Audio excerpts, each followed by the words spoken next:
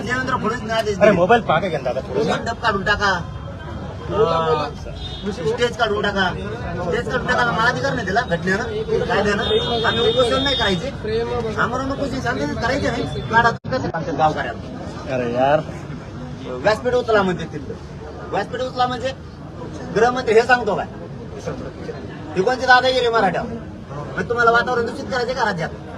त्या दिवशी तुम्हाला दंगलच घडून आणायची होती राज्यात. मी नाही होऊ दिलं राज्यात काही. हेही गृहमंत्र्याचं त्या दिवशी होतं.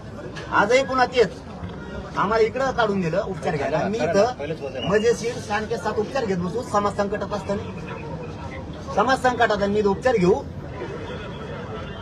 ज्यावेळेस उपोषण सोडवलं त्यावेळेस तुम्हाला पोलीस अधिकाऱ्यांनी काय सांगितलं होतं ना, आता काय ते काय बोलणं झालं का त्यांची? काहीच द्यायची तर काय कापाकापी झाली का संचारबंदी लावायला?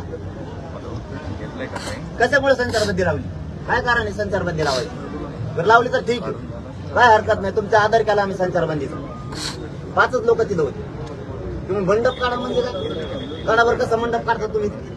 वारे गृहमंत्री आणि हे मराठीचे नेते साथ देणार त्यांना लोकशाही मार्गाने. कोर्टाने सुद्धा मान्य, कोर्टाने सुद्धा सांगितलंय हायकोर्टानं लोकशाहीचा अधिकार कोणी त्यांचा मूलभूत हक्क आहे, वैयक्तिक अधिकार कोणी हिसकावून नाही घेऊ शकत. तरी तुम्ही काढून टाकणार? वा हे काढा कसं काढतं ते बघतो. हे सगळं कोण करते? गृहमंत्र्यांनी सांगितल्याशिवाय निष्पिंडानं दिवस केलं काय गरज आहे? त्यांचं काय मुद्दा आहे? आता किती वेळापर्यंत वाट बघणार तुम्ही? आणि हे म्हणजे 10 मिनिटं थांबा, मी सगळं थांबवतो. दिवसपी म्हणले म्हणून 10 मिनिटं बसतोय. नाहीतर मग मी आंतरवाली जाणार. कसं काय मंडप काढता तुम्ही? म्हणजे लोक संकटात आणि मी आरामच्या साथ घेऊ का इकडं चलाय. पण का दादागिरी कशामुळं? मंडपला हात लावून दाखवा तुम्ही कसं मंडप काढतात, कसं व्यासपीठ काढतात. जेलमध्ये आयुष्यभर सोडून तुला अटक करायची अटक कर. चल असले नाटकं नाही करायची अजिबात.